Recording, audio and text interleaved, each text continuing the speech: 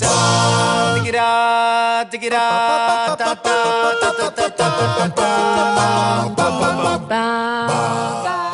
episode of TCG Cast is sponsored by AlchemistRefuge.shop, your one-stop website for TCG singles, sealed product, supplies, and more. You can help support TCG Cast as well as a local business by shopping at Alchemist Refuge. And make sure to use the code TCGCast at checkout for 5% off of everything you purchase from AlchemistRefuge.shop.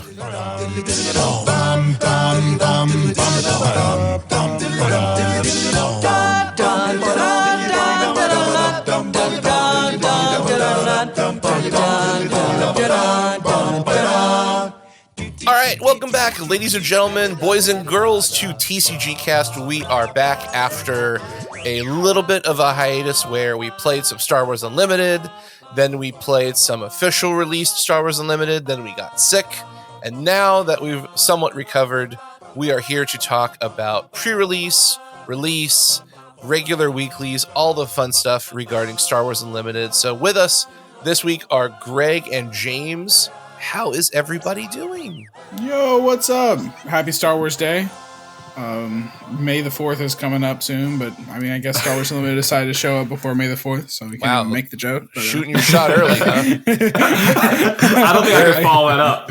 You're like 2 months early on that. Hold that thought for. Thank you. Yeah, I should save it for the bars open mic night instead. yeah, right. I was looking at the calendar like, wait a minute, is my calendar wrong? Daylight savings time got me all kinds of messed up. Don't worry about it. I got the delirium. There you go. What about you, James? How are you doing? I'm doing great. I had a great pre-release. I had to work really hard to get a lot of people excited about the game, but it went well, so I'm excited to talk about it. Yeah, that's great. And then we have a special guest with us, Nick, a.k.a. Tacster, who was on the show Knights of Ren when we used to do Star Wars Destiny, who is also affiliated with Artificery.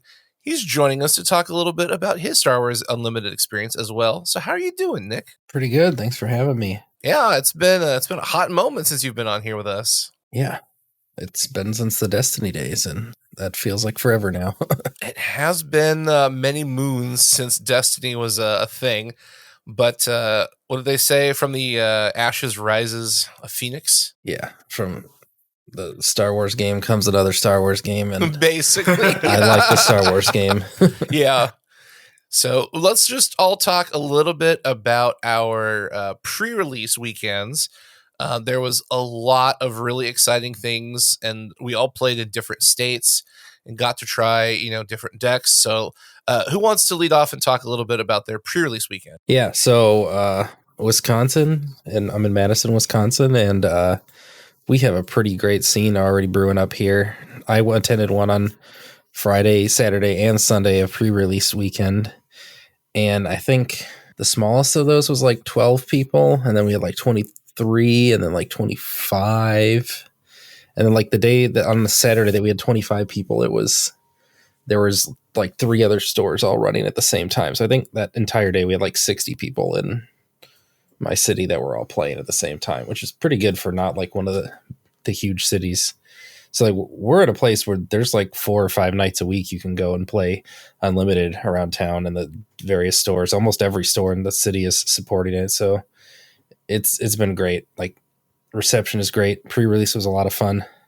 I do like draft more than sealed. That's the big takeaway that I have from it. I had fun, but I like draft more. Yeah, similar on my end. I basically in the outskirts of Atlanta. I'm in a basically kind of rural area.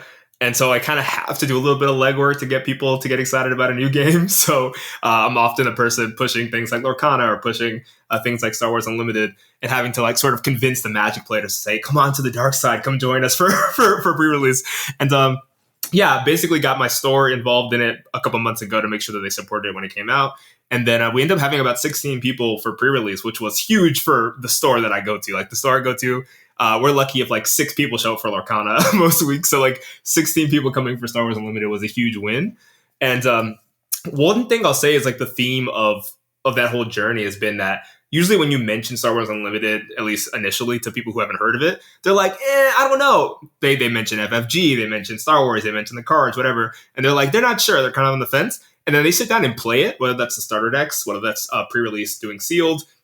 And then if they all fall in love, like they all are like, I'm playing this game. Now I got to like boot one of my TCGs off my list so I can focus on this. And so I was just excited to see a lot of people, coming in skeptical and leaving smiling and committed to joining this game and this community. So I'm super excited about the future for it. Cool. I actually didn't participate in any pre-release events, but I was able to, I guess, see them happening. And there's a lot of them. I live in Central Florida area, so around the Orlando area, and there was a lot of people there. It seems it's awesome. I don't really have to take on like the community builder role that I feel like Sugi and James often have to take, and like getting people interested within the game.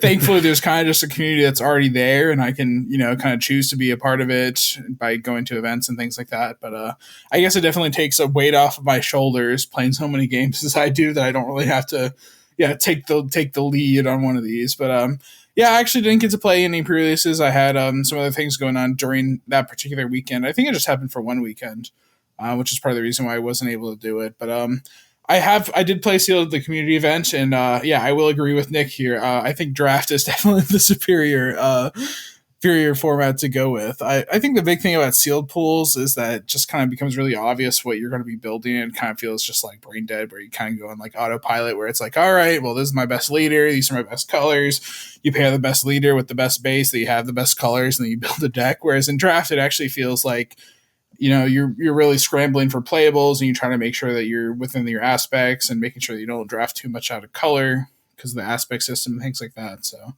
yeah, I'm definitely on team draft, not team sealed for this one as well. So. Well, I made up for Greg in playing because I traveled to a different state. I went to 2 states to play, so I got you. Yeah, you're the antithesis of me when it comes to this pre-release weekend. Yeah, let's hear your experience, Sugi. What happened there? So I went to Oklahoma to play 3 different events on Friday evening. Well, I went up Friday day. So I played in 2, and I went to 1, got a pre-release pack, and moved forward. And then Saturday, Sunday, and Tuesday, I was back in Missouri, and I was playing events there. So what is that? I played in 5 and paid for a 6th. So I had a lot of pre-release packs on top of, packs from playing at the events and whatnot. So it was a really, really fun weekend. Unfortunately, 99% of my sealed boxes were like exclusive hero. I only got to play 1 villainy deck. Oh, that sucks. Because I forced myself to do it. No, you were allowed to play Vader either way. But the thing was, all of the cards that were like in aspect, I would get like 2 villainy and like 6 heroism. Oh yeah, okay. So it was just kind of like, I don't have a choice. I'm kind of forced into heroism because you can't really make a deck with 2 villainy cards. Like you need a spiced like a set of cards, and it's just like, I guess I'm playing Sabine or Luke and literally anyone that I don't want to play, because I'm looking at this Boba Fett, looking at this IG-88, and it's like wrong color, wrong like villainy hero aspect. I'm just like, yeah, I pulled green and yellow and hero, but I want to play this Boba Fett. I feel like we could make a good soy jack meme out of that, where it's just like, wow, I can't look forward to this very linear and heroic gameplay or something like that. But yeah, that's kind literally my only complaint. I got trapped with hero, and I'm like, I'm a villain player. I don't want this. Kind of an aside though, but I applaud anyone who is maniacal enough to either draft or sealed build a Palpatine deck. I applaud that so much. It I actually seems pretty saw hard quite to pull a few off, of those. Yeah, it is. Yeah, I don't think he's going to be good in that. I mean, if you pull the right bold cards, choice. Well, like, there's some good cards like Power of the Dark Side and like Takedown. There's some really solid removal spells. It's just, you got to get a good villain package. And I was playing mostly Sabine, Leia, and Chewbacca. That's what I was Chewbacca. Yeah, who did I play? I played Vader, Boba, and Sabine. I'm pretty sure. Yeah, I think pre-release was unfortunately just the basic Sabine ECL combo, but I did not get ECL. I never saw it. Oh, I that's did on something my about first one. Oh, you did? It's something about my pre-release. I appreciate it very much that I got to be in that position, but I was also playing like straight educator, teacher for everybody there because no one else had played before. So Oh, okay. basically, the entire time we're doing sealed and opening packs, I'm distracted every 5 seconds. Someone's like, hey, what does this do? Hey, is this good? Should I use this? And there's like 16 people all asking me, pulling me in different directions. Like, hey, what should I do? So we had like a whole hour to do the deck building, but I only had like 5 minutes at the end to throw stuff together because I was basically running around the room helping.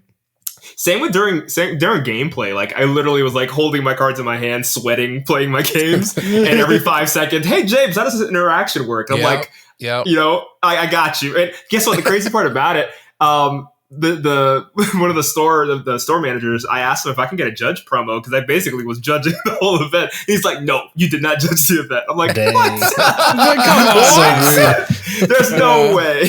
Yeah, no, I think James actually speaks to a broader point. This is very interesting. I'm glad that FFG did it because I think it shows a lot of initiative on their part. No pun intended, but Nice. no pun Wow. intended.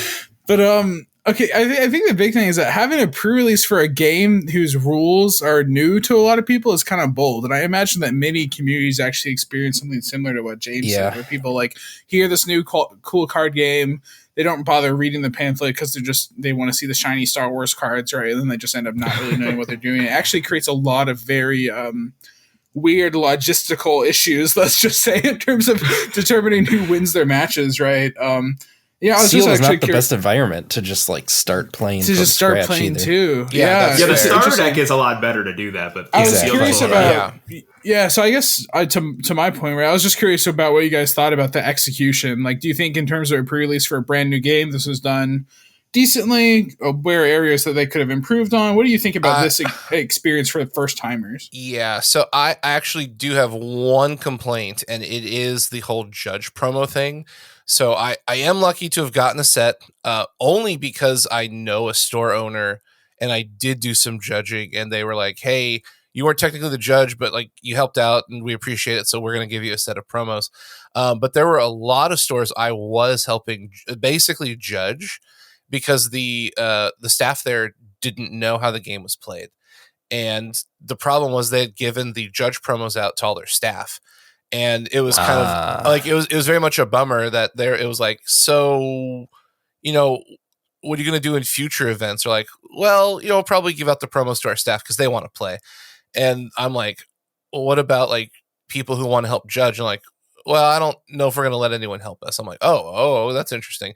So like my only takeaway is I'd like to see FFG do something similar to like the Pokemon Professor program, where when you work an event, you have a judge number essentially, and the store just verifies that you helped them, and you get points, and you can spend those points on the Pokemon Professor website to get promos.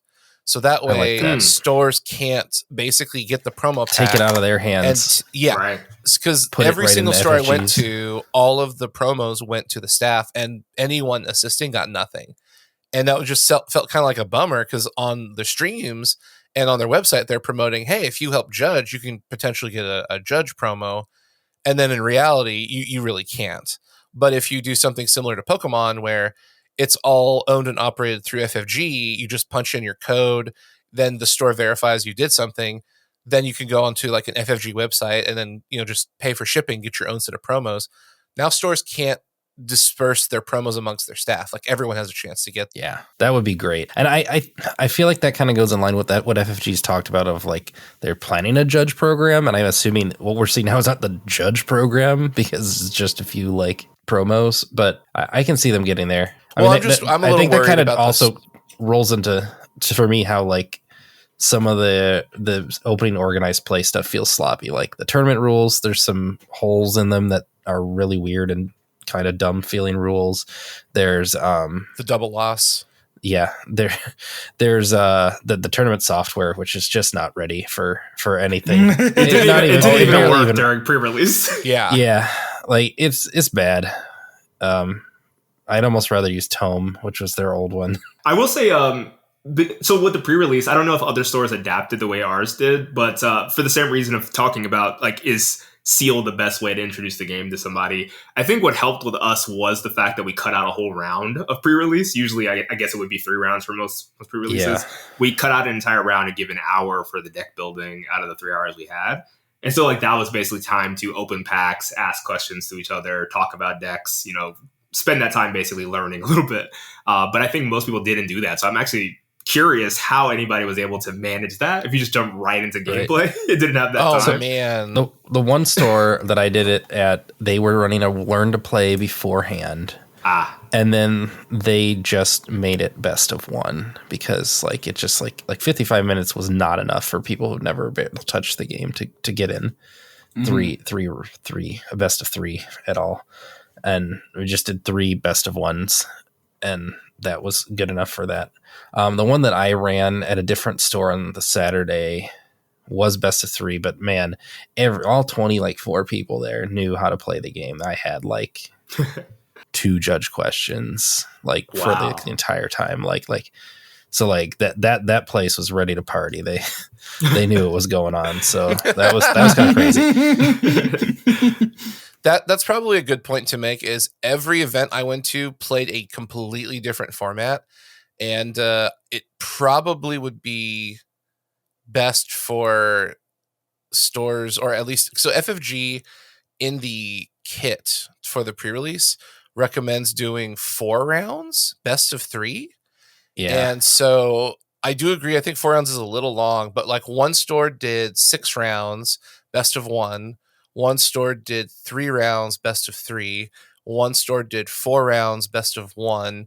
And one store did 5 rounds, best of 3. So I was just like, depending on which store I went to, it was a completely different environment. And on top of that, you had the like building phase, and some places were doing like 30 minutes build, some places were doing 60 minutes to build. Some stores were doing if you go to time and nobody's won, you take a double loss. Some people were doing whoever has the most health on a base wins. Some people were doing you get another turn and then you determine who wins. So that was the one thing I did notice is in multiple states and multiple stores, there was like no universal way to run the event. And that is something I think that needs to kind of get figured out, because it was just kind of like, why? I mean, the tournament rules came in like 2 days before the event started, so you can't blame them a whole lot either for that. Well, I mean, you would think that at the very minimum, people would just follow what's in the tournament pack, because like one of the stores showed me the pack, and it's like, here are the rules, here's what we recommend, here's how it flows. And it was like nobody. The thing was long. You had to actually like read if you wanted to do that. They just throw it out the window. It's like reading cards. And, we don't need this. Things. No. You don't read the cards. You just feel the cards. Oh man, we're all Yu-Gi-Oh players. Nobody reads the cards. It's okay, guys. I know how to play. Never read the rules. Never read the cards. But it's okay. We got this. I get the joke. Yu-Gi-Oh players. Yeah, they don't read the cards. You have to blame the show. The cards did not have text on them in the show. It's probably you just made up rules as you go. They didn't even have the right card back because they couldn't advertise the game as a property. Interesting stuff. Interesting history.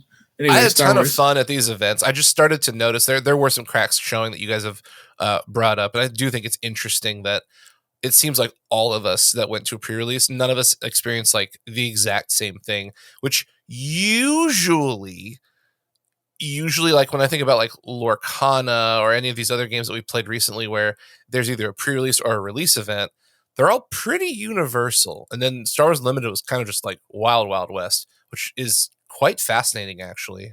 Yeah, I will say what I liked about this compared to Lorcana's technical pre-release event, I guess, do they even call it that? It's really just starter decks, right? You just get a random starter deck. Yeah. I do think, even though it was hard to do the whole learning to play thing with everybody who'd never heard of the game or never tried it, I 100% prefer cracking packs and having people experience things for the first time over like, here's a starter deck that kind of sucks.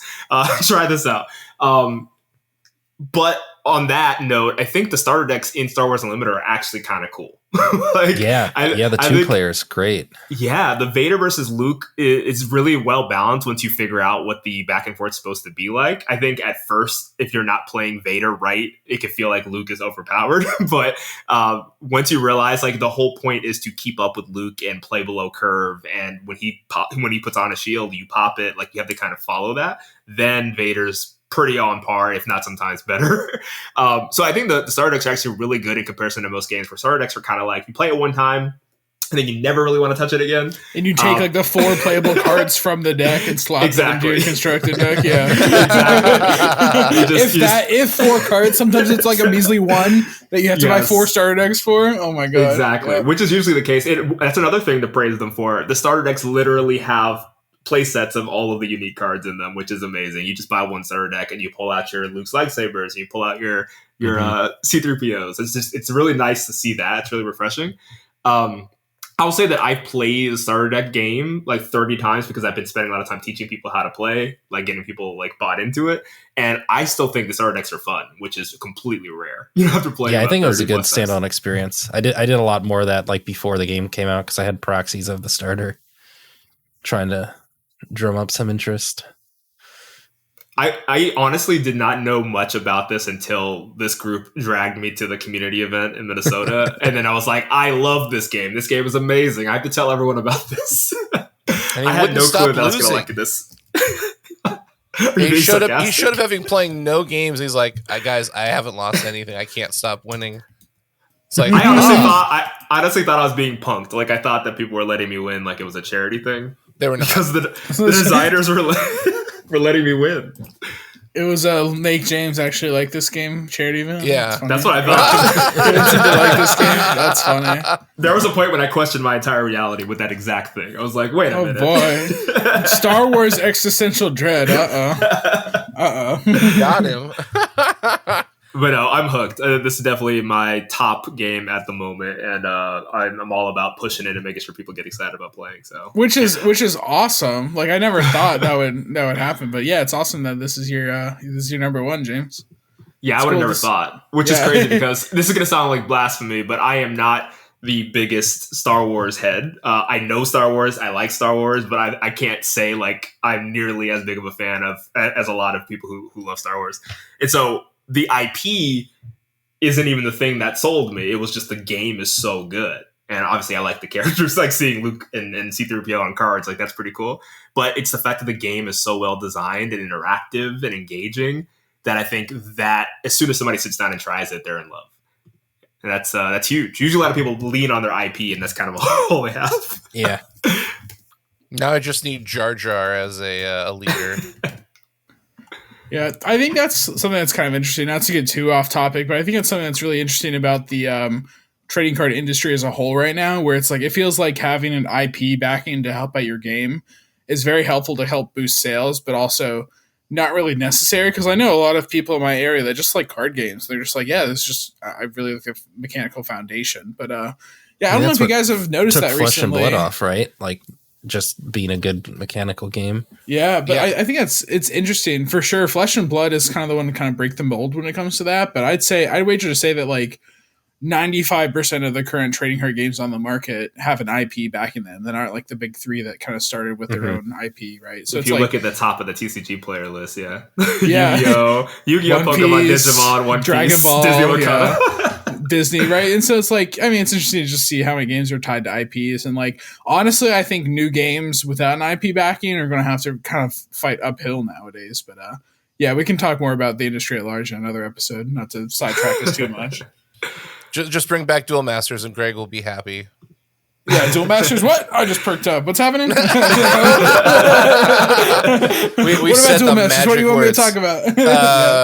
The resource system, yeah, which is kind of similar to what we have in Star Wars Unlimited. There we go. Bring it truly back. is. Yeah, bring it back around. Okay, so let's fast forward a little bit. We've done the pre-release week, then release happened. Well, I mean, there's a pre-release weekend, then we had to wait, another week. Then we got our sealed events, or I mean, like, what did you guys do during the release event? So for me, work just kind of took over. So I bought product, but I didn't really do much other than, play some games online with webcam stuff. So this is the week I did not travel and go to locals because there actually weren't locals. People were like, well, like with pre-release, everyone just gotten their pre-release boxes.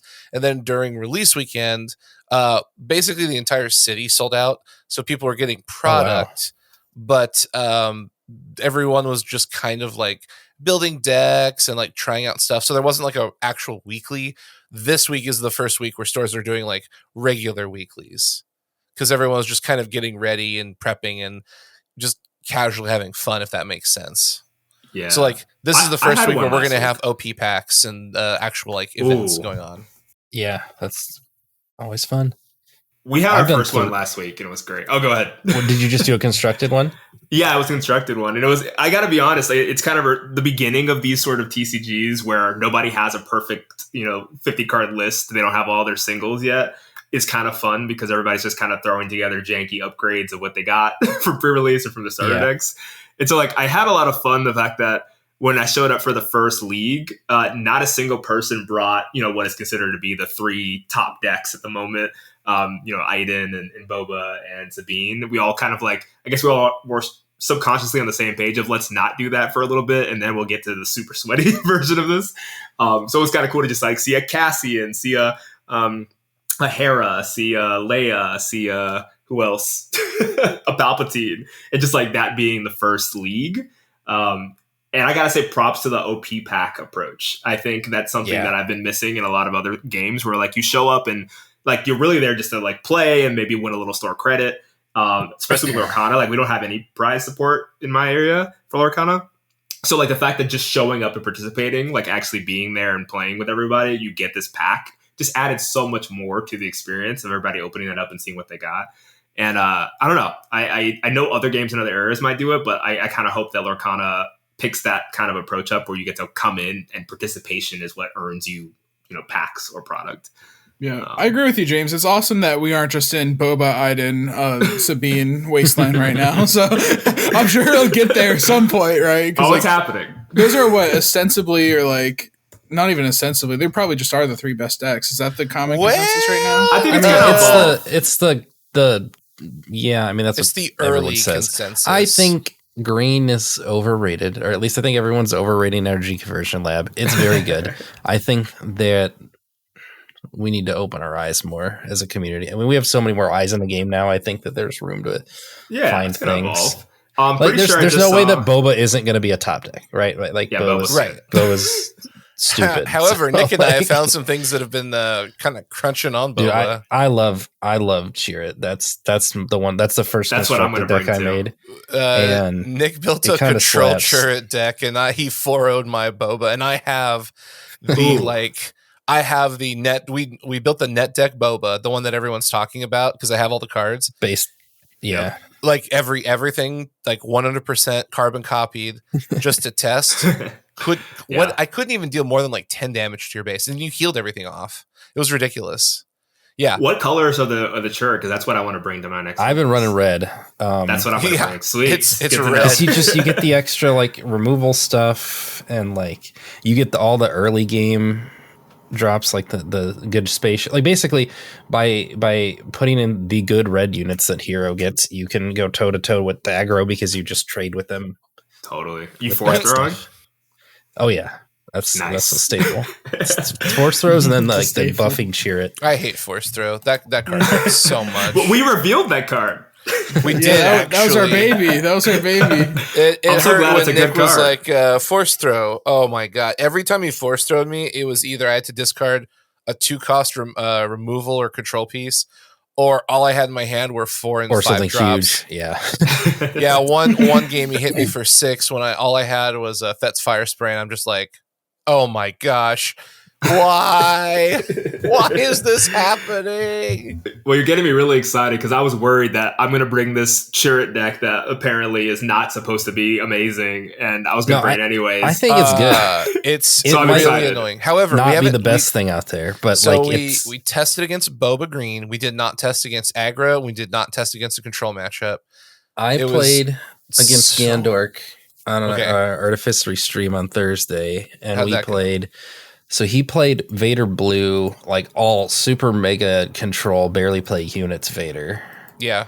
And then I played him on his Leia deck, and I won both of them in a best of 3 with Cheer It. So that felt great. Wow. Regional Governor, man, I hate that card. Man, okay, I hate this card. I played it on the 7 resource turn. called Super Laser Blast. He has 2 in hand. It's like, yeah, I won the game at that point. Like, it's just huge. I swear, someone on the design team was a meddling mage enjoyer. Some sick twisted designer's favorite Magic card is meddling mage, and they're like, "What?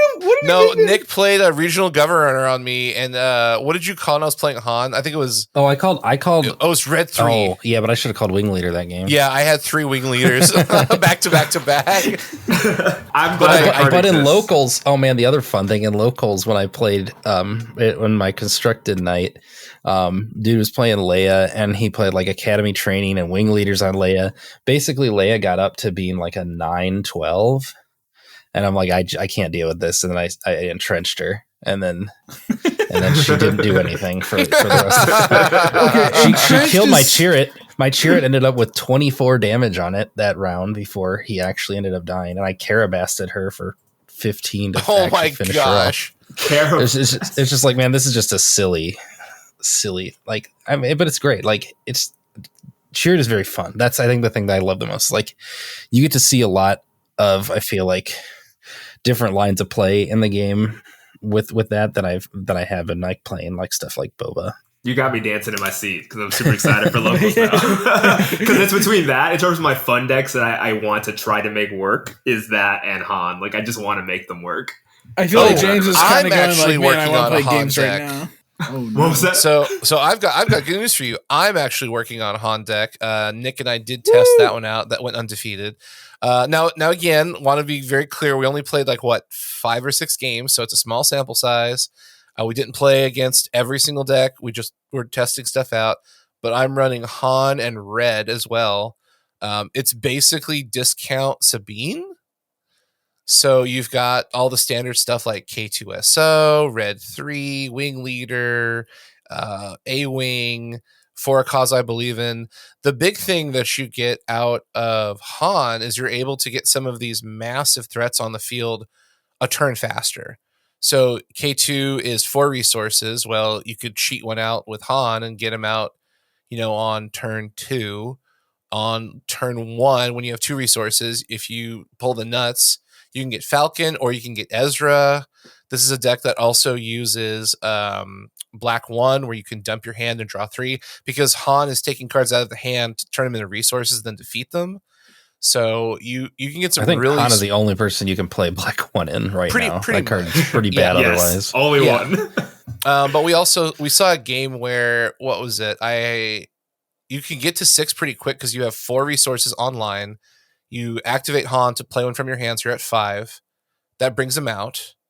Then he comes out on 6. That's right. That's right. He comes out on 6. It's the 5 turn. So yeah, but you can go from 5 to 7. 5 to 7, which is huge. And then at that point, you can play Mace Windu. You can play Han with First Strike, the 6/6 with Ambush. You can do a lot of really silly things with Red Han. But just being able to get out so many things so much faster just puts so much aggression out onto the opponent's board, and it's really fun. Red Han is super duper fun. Yeah, obviously honestly, you're playing a lot of really aggression because you're playing aggression. Yeah, nice. I think the only thing stopping that deck from being, just mentioned as one of the better decks is just because of all the amazing bounce and removal stuff in Boba. Like if you do all of that ramping and you waste all those resources, then you get No Good to Me Dead or Waylay. Exactly. It's so disruptible. Like, oh, I discarded. Now I bring out Han around early, and then you put No Good to Me Dead on him. Well, I wasted a card to do that. Han doesn't even attack. I don't get my extra guy. I don't go up to 7, and you're just like, everything feels bad at that point. Yeah. Here's a question for y'all. So one thing I noticed, maybe I haven't done a whole bunch of deck list, I guess brewing or whatever, but the most expensive innate, like the double aspect spells, is actually Command, the green one. Is that being played in a deck right now? Is it just? No.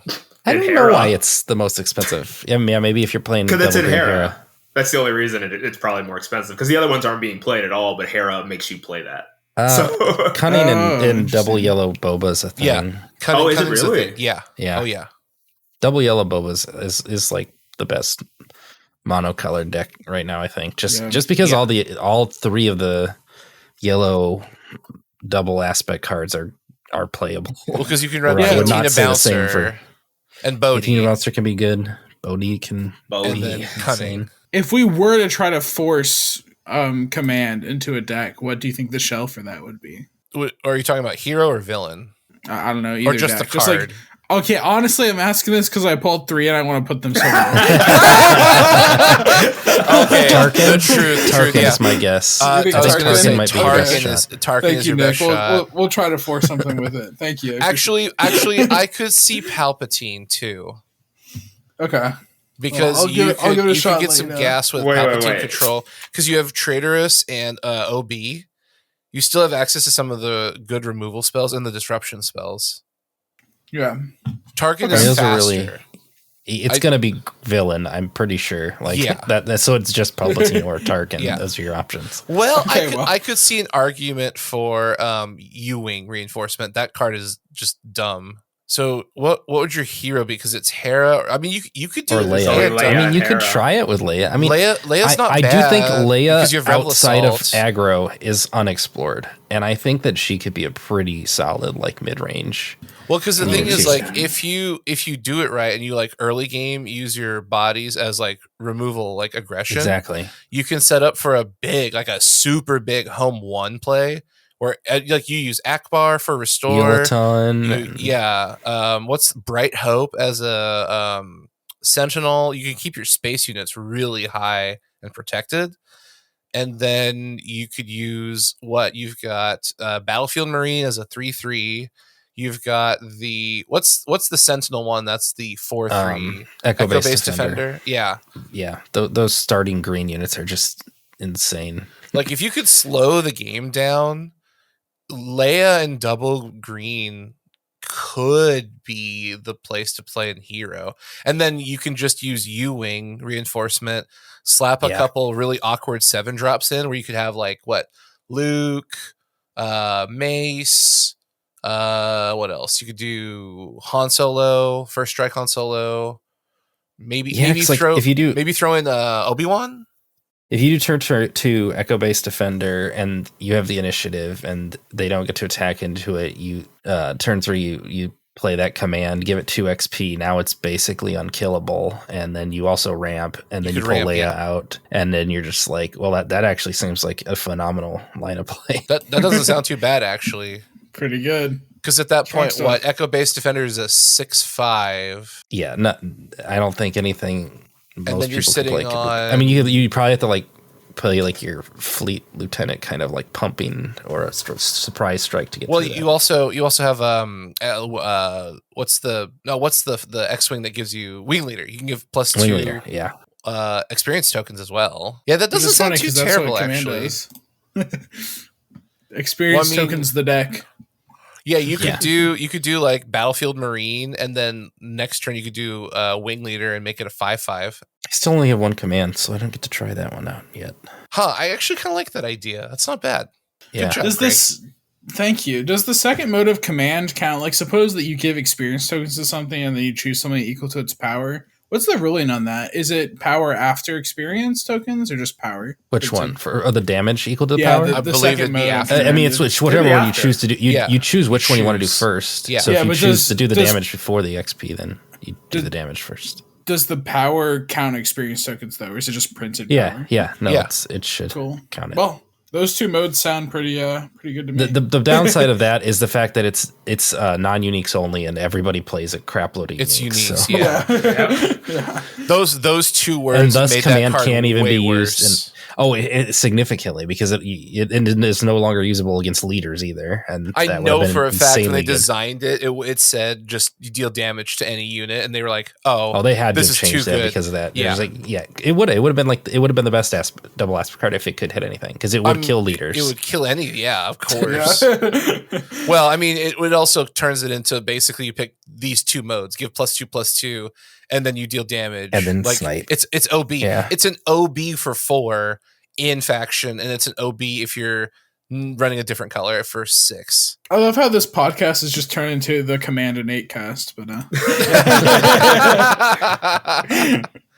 nice. Oh man, I now did I it. kind of want to build that deck. That sounds fun. Okay, let's both build it, and let's play local events simultaneously using the same list. I and then don't have a lot of command, unfortunately. I have all of the cunning, And, how many did you pull? I'm bunch of surprised that vigilance. cunning is not more expensive than it. Still, I have like that's 6 baffling to me. cunnings. I have a full play set of hyperspace, 2 regular, and 1 foil. I'll need to trade you for some of those, Sugi. We can talk later. Okay, all right. We'll talk after show. But yeah, I do think that's kind of the fun of Star Wars is the competitive players, the podcast. There's a ton of good content out there talking about what's been discovered in the current realm. But I also agree with Nick that there's a little bit more space to kind of fiddle with because it's just like any other meta of any other game. You're going to have people come up with like the top decks that they found and they're very good. And then there's going to be people like us who are going to try and find like the counter to the meta and try and discover like, okay, what else is out there? What else could potentially beat the discovered meta? And so that kind of creates this cycle of, decks that are good, decks that stop the decks that are good, so on and so forth. So it keeps things interesting. And the fact that there's already 3 decks that have been determined, I think is great because Iden is control, Boba is mid-range, and Sabine is aggro. So like they each counter each other in the traditional control beats mid-range beats aggro beats control. So even if those were the only 3 decks, I don't think they are, but even if they were the only 3 decks, there's still a matchup where if you go to locals and you're playing a tournament and you have a Boba mid-range and you come up against a Ida control, like you're going to have to sideboard in some cards and try and find a way to beat that control deck because all 3 of those you're at a have disadvantage. Play into each other fairly. Like, yeah, it's great. It's really fun. They all actually are like you can win with any of those against any of the other big 3. Yes, it is doable at least. Yes. I think that's why they're being propped up as the best decks because it's like, well, they at least all do good against the other decks that are good. Yeah, even if there are other things out there that could beat into the other ones. So yeah. As a quick aside, I'm just so happy that we have a sideboard. By the way, Sugi said sideboard. I'm just like, oh yeah, this game has one. oh yeah, I need sideboards in my games. Unlike some other Disney licensed card game we may or may not be familiar with. Oh, there's no sideboards in Lorcana? No, there's no sideboards. No, they print resourceable silver bullets and call that a sideboard. But it's a huge can of worms. We won't get into it. Yeah, that's an episode in and of itself. Yeah, that is a pretty big can of worms. We will talk about it though, I think. But I think going back to the idea of like the triple decks, like there are 3 decks that are very, very good, that are very prominent, that play into each other very well. But there's also space to kind of discover like what are decks that kind of counter them. And I think we might have found one that gives Boba a run for its money. I really do. Like we're gonna do some more testing, but it's just kind of like, I'm kind of surprised at how blatantly gross this turret deck really is. So I want to see some more of that. But it's just give you all fascinating. Yeah, no, definitely. I think that's literally to the name Unlimited. I think that's really exciting. The fact that there's literally so many combinations of decks from the 18 different leaders. Is it 18 or 16? It's 18. It's 18 different leaders. 18. 18 different leaders. Has anyone done the math? On like I don't even know. Yeah, maybe I don't know. Yeah, I don't know the math. Sorry to interrupt you, James, but I'm just like I'm wondering if someone has done the math of like how many different like quote unquote decks are there, where it's like how many permutations of each leader with a different base. If you count the 2 different types of base in each color, 4, right? 128. What if it's just the if it's color? just the rare ones? Just the color that we care about, right? It just doesn't matter which base. It's just 18 times 4, so 72. Yeah. All right, math was not my strong suit. I don't know if you guys can tell, but that's still plenty of decks, right? Now, obviously, some of them are probably just unplayable. Greg just wants to know how many are green where you can run the double green. How many of them are double green? Literally going to double with the second set, right? Like that's the thing about a set 1 meta. Like it's the lowest card pool ever, and then things are just gonna get crazy from here. It can get out of hand for sure. I'm actually curious if they're gonna do that. Are they gonna? I wonder if that's actually responsible to like release 18 more leaders every set. That might be a little wild. Yeah. I'm curious if they're gonna scale that back to where it's like 1 per color combination instead. But if they do, that's insane. I mean, 18 more would be. Still. Yeah, we're gonna get a lot.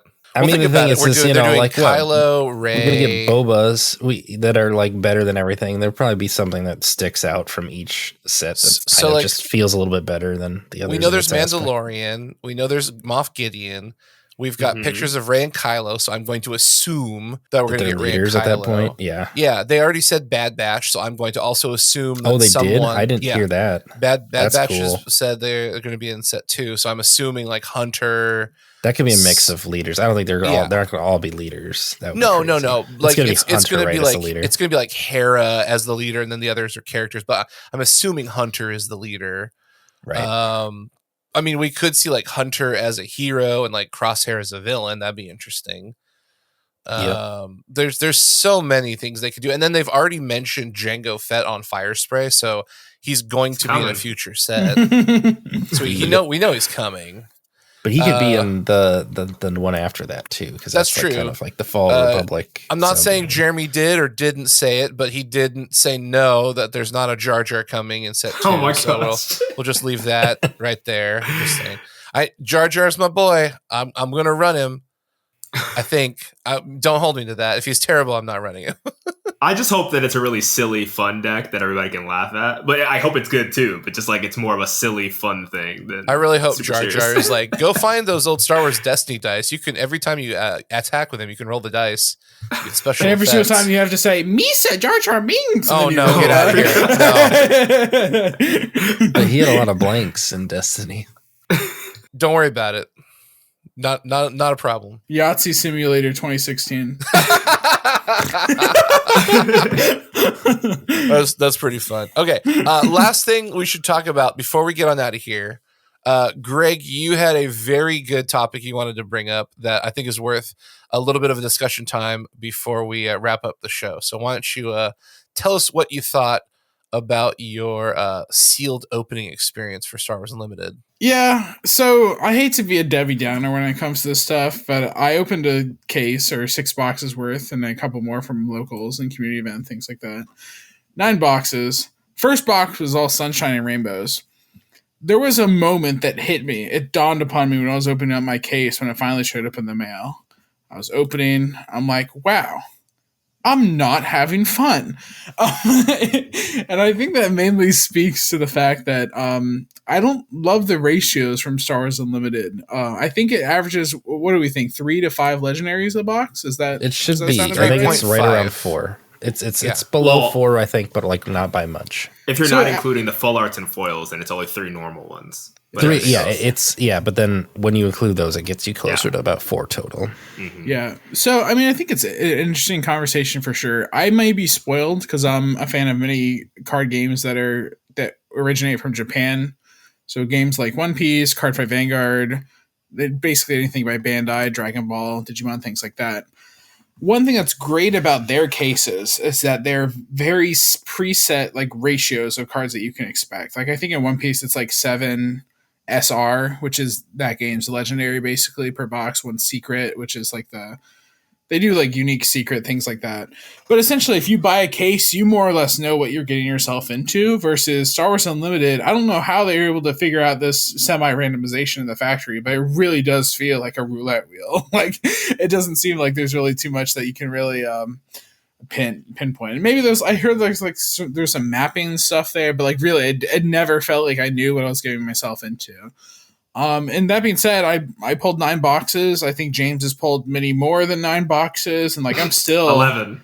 Yeah, I'm still like very far away from completing my playsets. Versus if you buy a case of a Bushiroad game, you not only get a playset in a case, you actually get 2 playsets. So like most of the time, you split a case with a friend, and like you have your playsets down. So maybe I'm spoiled. Maybe it speaks to a larger part of how I guess Western TCGs seed their boxes? Is it more anti-consumer? These kind of questions. I was just kind of curious and bringing it up and kind of sparking the discussion on the Spark of Rebellion cards. Nice. Yeah, I mean, since I probably had a similar experience to you, I guess I could follow up. I had the 1 box from community event, and I enjoyed the opening experience. I think that's where I'm kind of torn on this topic, right? Opening a box, opening packs is the best experience I had with any card game because of just like how exciting it is from front to back to open a pack. But I think, so basically we had a case on the way. All of us ordered a case, and it didn't come until later the next week after release. And so I basically bought a couple more boxes from my LGS just to support it. So I bought 4 more boxes, and I was just missing a ton of stuff. Casually bought four more casually boxes. bought. Yeah. So the thing is, I bought No big two. deal. I bought two, and I cracked it up with some people at my LGS. We just organized it, sorted it, and then I came back another day and was like, "Hey, I picked out a kid in the store who was hanging out playing maybe Magic, I think." And I was like, "Hey, pick out 2 boxes for me." And that kid was lucky as heck because that one had a showcase Palpatine in it when I opened it. But anyways, what I was saying is I'm torn on this topic because when it comes to the experience of opening a pack and all of the pretty, shiny stuff like full arts and, foils, I think that's an awesome experience. But if you're just trying to get play sets of just normal cards to put in your deck to build decks with, it's a little hit or miss, especially after opening 11 boxes because my case came after. I basically had one Boba Fett. I had one Boba Fett, the legendary. I had one Admiral Akbar, and that's a rare. There was just like a lot of these cards where it's like, I had one that's single really Admiral Akbar. I was like, why is this rare the rarest card in the sets for me? At the same time, that should be super easy to procure. It definitely should be. And However, it's weird that it's a problem in the first place, right? I think that speaks more to our point, right? Like why? I mean, random is random, right? I'm surprised that they've been able to get it this random because normally there's like some sort of rhyme or reason or some sort of like seeding. Because like obviously they can't just like have a random number generator and put cards in a random number generator order. Right? It has to be like semi-randomized because they're like physical cards that exist in physical space. I mean, but like there's definitely something weird feeling about it. I opened a case on release day. 5 of my 6 boxes had a Falcon in it. Wow. I have opened 8 boxes total basically and have opened 8 Falcons. So basically I average 1 per box, which is weird. And meanwhile, like there's like I pulled one bombing run and all of that. Like that was my rare. That Really? I didn't have like any of. I pulled like 14 Bendus. That was my nemesis. It's like, it's another Bendu. It's another Bendu. Not even one that that's one of the more unplayable rares in my opinion in the set. Might be better later, but not very playable right now. So people don't care. I can't do anything with all my Bendus. Interesting. Make a t-shirt with them. I think there's also some level of like variant fatigue that I think can happen very quickly. I don't know if you guys are the same here, but I can't stand it when my cards don't look the same as one another. Oh, me too. And so That's like my when I'm problem. like running like one hyperspace, one foiled hyperspace, one non-foil, it's just like, oh my gosh, this is just like the opposite of aesthetic. I don't like this. I hate this. And I pulled boxes, so I feel inclined to play the copies I own, so I don't have to buy more. And so like, I don't know. I think the variance is really cool, but at the same time, it's kind of like the bar continuing to sell alcohol to the alcoholic. It's like, oh, you got to get that yummy, yummy showcase. Like it sparks some questions there. It's kind of like, okay, well, is this model that anti-consumer? I think with the current pull rates, it's I think I may just go singles going forward. And I think it's typically the good advice in card games, but it feels especially true here. Well, but, the variant should also, I mean, the market's weird right now still with the first set and just like how much things are. I think things will cool off a little bit more, but I think at your point, there will be like this is probably about the optimal number of boxes you should buy to get the bulk from packs and then buy the rest once the market cools a little bit. But like, I don't think that's going to be much more than a case ever. Like, I feel like that's probably the top end of it. Like, if you want showcases, obviously, you're going to have to pull more to get lucky, but... Yeah, I don't so know what do you feel is that number? Like, if you had to say, this is what I feel like is an optimal number, because, like, I opened 9, James opened 11, Greg, you opened 8. I got, like, an extra box just by playing pre-releases and getting packs from that. So I was like, well, I should probably chop my next order down by 1 just based on that alone. Because like, if I do multiple pre-releases and I'm winning games and getting prizes from that, I'm gonna hit about a box worth already. So yeah, I also got I can cut one less from that. Yeah, and because the distribution is pretty much purely random feeling, I don't feel like I'm missing out by not filling a whole box from those like prize packs and stuff. Yeah, whereas that could be an issue in other games. So we all cracked a case or more. What do you feel is the number of boxes you should buy for set 2 and then fill out the rest with singles? Honestly, if you're just trying to build a couple decks, like do 100% singles. I don't see a world in which I recommend I think But there's cracking boxes, unless you want to try to get a lot of different things, which obviously is the case for set 1, right? Like you want to try to get a lot of stuff. Mhm. For set 2 and beyond, maybe cool off on that. Who knows? Yeah, I'm in a similar boat. There are other card games where I feel like I can get a case and generally feel like I got a lot of what I needed, and then I could just buy a couple more things. I felt with this that even though I had that much product, I still had to spend almost, another couple $100 just to fill in the missing stuff. So like, yeah, I think it's more of a open it for fun experience than a open a case to just try to get everything. Like it's not gonna happen. At least maybe it's because of the sheer number of cards there are. It's like there's 16 legendaries, right? So what is that? 16 times 3. That's 48 legendaries you're going to need if you wanted to have playsets of all the legendaries. So then like divide that by getting like 3 normal ones on average in a box. I mean, that's a lot of boxes that you have to open. So yeah, I would definitely go more on the open a box or 2 for fun, and then after that, kind of buy the cards you need for a deck. I just think you'll end up spending less money overall. It depends on if you like the shiny stuff, though. Like if you like the shiny stuff, the foils, you want to collect it, like that changes the answer. If you're a player, I don't think you need to buy boxes more than like a couple, 1 or 2. I mean, I really like the hyperspaces, and the foils are not the best, but I like I'm in love with the hyperspaces. I'm very in love with. I think I'm actually going to play with hyperspaces. Yeah, I mean, in general, I'll play with any of them over the base cards. That's kind of how I'm doing it. But I'm not by any means trying to collect them. And I think there's several people in that boat. Everyone seems to prefer hyperspace over foil, and I think that just makes sense. Oh, also rip everyone who's trying to collect this game. What a nightmare! Oh my gosh, I really hope that this doesn't become a huge collector game. Getting 4 variants. Yeah. The full collecting? Yeah, like a master playset. That's just like, thankfully, I don't think that's the route. Plus showcases? Like, yeah. Yeah. Thankfully, this definitely seems to be a trading card game other than, card games that just so happen to be, or like trading cards that just so happen to be part of a game. Pokemon. So it's like, I mean, I think it's really cool. On the game, man? I mean, it's a fine game. But a lot of people play Pokemon these days. No, that's right. I think that a large subsect of that community is just collectors, though. So like, I'd wager to say that like 85 to 90% of Star Wars Unlimited's card owners are going to be players, right? Whereas Pokemon is probably closer to like 30 to 40% collectors, right? So yes. There you go. That's my justification. And there's a whole other episode we could do where Rudy, he talked about Star Wars Unlimited. Yeah. Folks, welcome back to your mom's attic. Yeah. He always makes jokes about your mom. Yeah, sorry, I'm a Rudy connoisseur.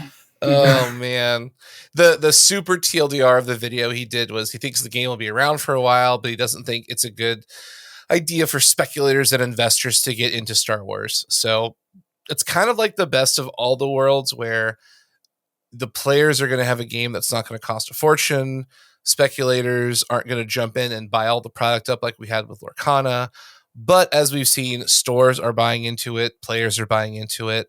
So you do have collectors, you do have players, but you don't have people kind of artificially manipulating the inventory, the stock, and the value of singles.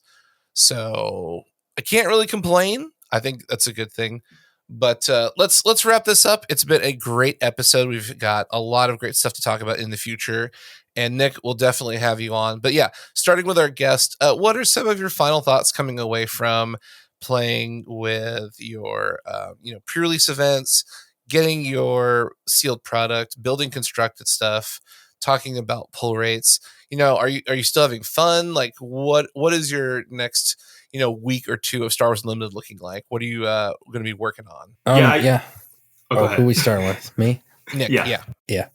I'm looking forward to like how many people we have to play with, and I mean the biggest limit is mostly that I can only go out on a very limited amount this in a week anyways. Yeah, like there are 5 nights a week. I'm not gonna make it to 5 nights a week of unlimited, but like that's how many places I could go to if you wanted to go to every place, but that's a lot. Like, and I'm hearing them hit like over like 12 people most nights at those places too so far. Like it's already bigger than Destiny ever was in my city, and like that's just cool. Like that the community's already starting off strong here, and like we have a Discord for the state of Wisconsin that me and a few of the other people are helping run, and we're already up to like, oh gosh, how many people we have in that? Like 150, 160, maybe more than that now. No, almost 200. We're almost pushing 200 people, and Wow. and that's Congrats. it's mostly Madison and Milwaukee, which are the bigger areas, but like it's still crazy.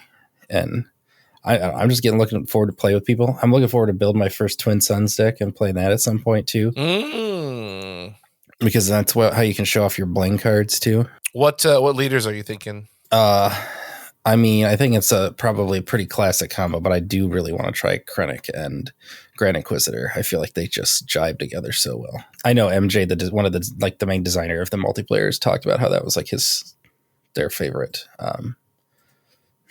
combo. What was the combo again? Characters. Krennic and who? Krennic and Grand Inquisitor. Oh, Grand Because Inquisitor. you can tap your dudes, or you can take 2 damage, ready your dudes, and now they hit for 1 more because of Krennic, and you also have blue and red, and then you get a third like blue, red, green villain. Like there's a lot of good stuff and all that. Wow, So. yeah, that's fun. Good stuff. Good stuff. All right, James, what about you? What's your takeaway after all of this Star Wars Unlimited goodness? Yeah, I love the game. The game is super exciting. I think everybody sits on the edge of their seat while they're playing it, and that's refreshing over the course of like, Yeah. you know, other card games, you can feel kind of like we're playing solitaire. I sit here, play for 3 minutes, they play for 3 minutes, back and forth. So I love that about this game. And I also love the fact that every week I can kind of just slap together a leader in a different color and say, I'm going to try this deck at my locals in a way that like I don't feel like is usually possible. Like it's just, there's so many different options. I can go super fun and silly and do something crazy, or I can do something really competitive. And I can do that every week and just change it up. So for me, I think for me, a lot of why I play TCGs is for the social experience. Yes, I like competing. I like solving puzzles, like deck building. But the fact that there's already an audience built around this in a way that like I felt I had to really fight for Lorcana, and every week is kind of like trying to convince people to come play Lorcana. Star Wars is selling itself. As soon as you play it, they're in. So I think while I was tempted to go like start playing Magic because there's always people playing Magic, I think Star Wars is going to scratch that itch of just having an audience of people to come play with. So I'm hyped. Cool. Very I cool. guess. Very cool. Yeah, I think the game's going to be pretty cool. I still don't have the reps behind me to really determine, you know, how much I'll really love the game. Will it be my number 2? Will it be my number 1 eventually? You know, I don't know really where it's going to stand. I think a couple questions I had kind of early on, and because of my, I guess, lack of reps, I still want to ask. It's just like, how much does the game's tempo swing around the leader deployment? And how much does space ground become an issue in both deck building and also gameplay, where it's just like, oh man, I just didn't draw anything to contest either arena. Like, this just feels bad. And, you know, perhaps those are questions that you can answer right now, and perhaps I can go ahead and find it out for myself. But, like, those are 2 are my biggest reservations, having not put in the hundreds of games. But, yeah, I hope to be proven wrong, I guess, in both of those concerns. And I'll be looking forward to playing more Star Wars Unlimited to I guess, find out an answer to those questions, right? Yeah, I think that's a good thought process. Like, they are good questions. The big thing about Star Wars Unlimited is the leader turn, where leader deploys. Right now, some of the biggest ones are going to be like with Boba Fett. He comes out on 5 resources, and that's and also. By the way, your board is gone, for the record. Well, I mean, yeah. By the way, I hope you didn't like your board, Overwhelming Barrage. So, yeah, there's a potential you can play Overwhelming Barrage and do a lot of damage. You can also use ECL to play out Steadfast Battalion. And if your leader's on board, when it attacks, gets +2/+2 with Overwhelm. So it's a 7/7, essentially trample. So you're able to swing that into either a counter swing into a leader, or get rid of a sentinel, or there's a lot of things that can do. There's just so many combos with the turn 5 Boba. But like, that's kind of where the game gets interesting, is the leader that's been giving you like this support with special abilities and special actions or whatever, now is on the field contributing to your board state and your game state, where you can actually attack with this unit and do something to, you know, hurt your opponent and set up yourself for a win.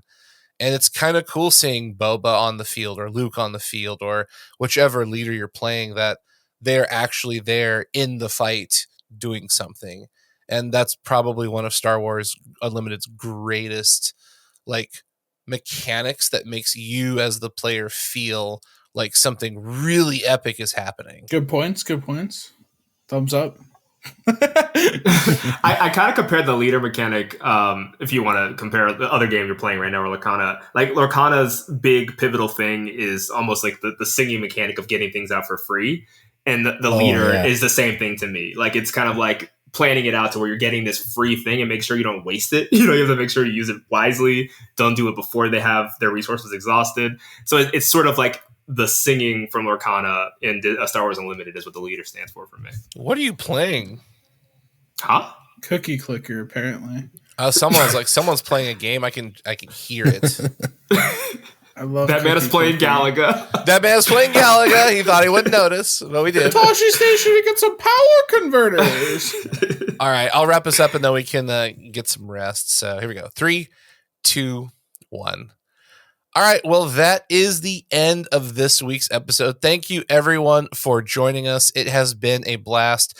Let us know in the comments below, what decks are you playing? What are you building? And what were some of your coolest pulls from Star Wars Unlimited during either pre-release, release, going to locals? We want to hear all about it. But thank you again to Nick for joining us. And I know you've got a show with Artificery. Why don't you tell everyone where they can find you and your other co-hosts talking about all kinds of cool Star Wars stuff? Yeah, right now we're doing like a bi-weekly podcast on the Artificery YouTube channel, and then we're streaming webcam games the week when we're not doing the podcast usually, and hopefully hoping to get some other like live game footage or other webcam game footage with random people. Oh, we're going to have to get some games. Yeah, we're going to have to get some games going down, man. We had some fun testing. Not sure if we're going to do more like the deck tech type stuff. Obviously, that's been fairly popular lately, but we'll see how ambitious I feel. Sounds good. All right. Well, everyone, go check out Artificery on their YouTube channel. We will have show notes for everyone where you can find links. But yeah, that's the end of the episode. Thank you so much for joining us. Make sure to like, subscribe, and share. Do all that social media stuff. And we will see everyone on the next episode. So remember, as always, may the Force be with you. Thank you so much for joining us on this week's episode of TCG Cast. Make sure to follow us on all of our social media at TCG Cast on Twitter, Facebook, and YouTube. And if you're looking to pick up a brand new set of trading card game singles or accessories, go check out our sponsor, alchemistrefuge.shop. This is where we pick up all of our supplies, and we highly recommend you should too. Thanks for joining us on this week's episode. We'll see everybody next time. And remember, play games and have fun.